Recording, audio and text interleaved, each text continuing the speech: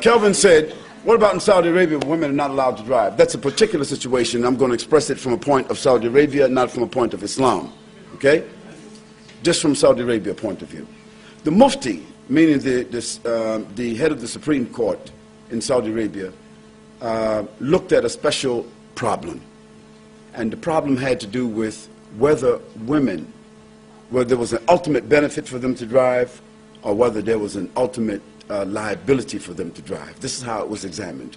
Not whether they should drive or they could drive, whether they have a right to drive or have whatever. It was looked at from this perspective. And they determined that this country is huge in many cases. From one city to another is desert. Desert. Dark places. And sometimes a woman by herself driving would get a flat tire. Something would happen to the car with dysfunction or whatever. And she's out in the middle of nowhere with nobody to do what? A stranger comes along. Now when that stranger comes along, it could be any kind of stranger. And now what happens, she is subject to being accosted, being raped, some harm. And if nothing happens, he changes her tire, he fixes. But some people roll by and see that man in her car or bending over or whatever, and they get back to her family and her town or her village. And because of their customs, it is said, we saw your mother, we saw your sister, we saw your wife on the road with a strange man. That woman's reputation may be damaged irreparably. Now, it is part of their custom that a woman's reputation means more than anything else.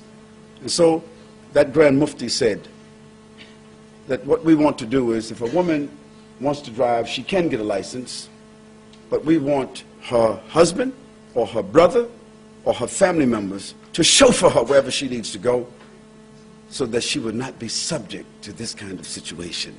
And that is the real issue.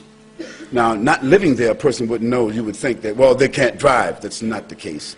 We look more to the reputation than we do just simply allowing the woman to drive, and then what happens? They endanger themselves. And now we can see here in the UK, I mean, we can see here in the Western world, for instance, how many rapes do you think take place a week? Not inside the home, but out when a woman is traveling from one point to another. How many rapes do you think take place? I'm a sociologist. If you don't know, I can give you the statistics.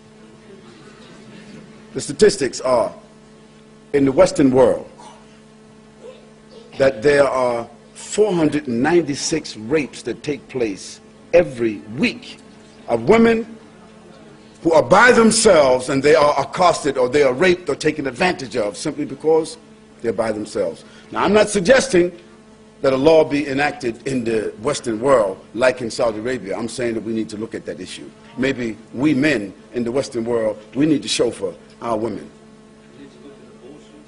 Well, that's another question, Calvin. I won't give you